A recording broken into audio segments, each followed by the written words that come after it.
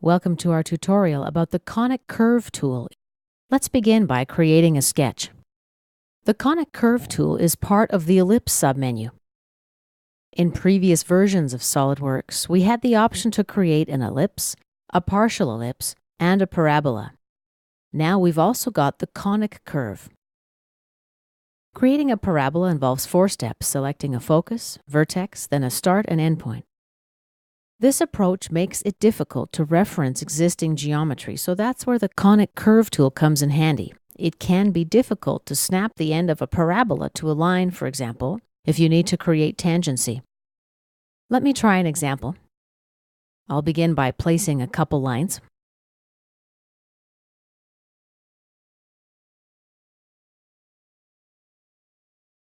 And I'll apply a fix relation.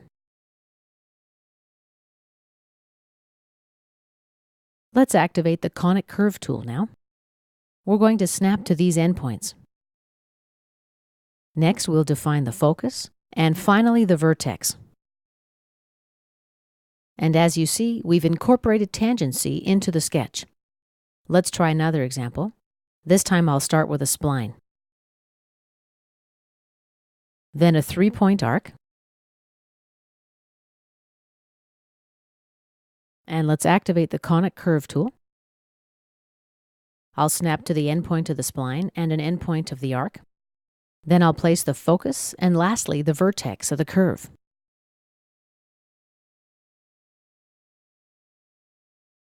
Okay, let me create one more example. I'll just pan to the right a bit. I'll start with a couple lines first. The second line, something like this. Now let's bring in the conic curve tool.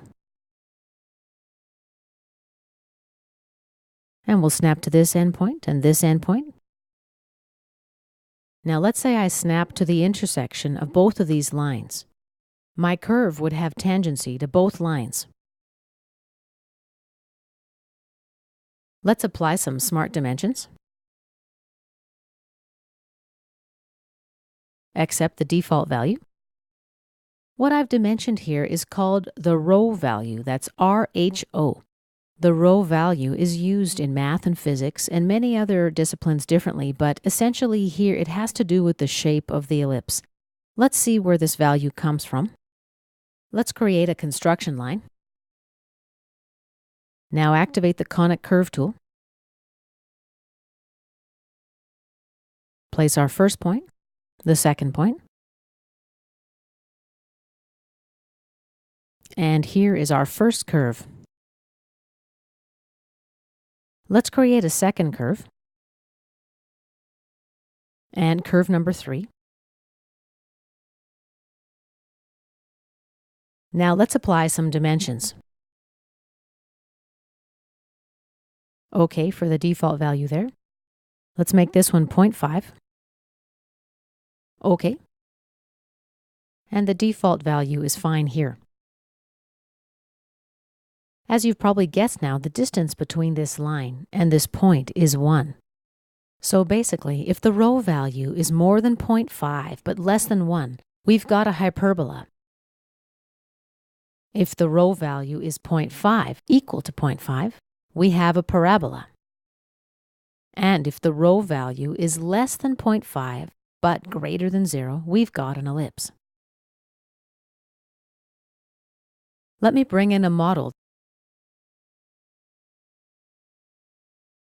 Let's say you take a cone and you slice it with a plane.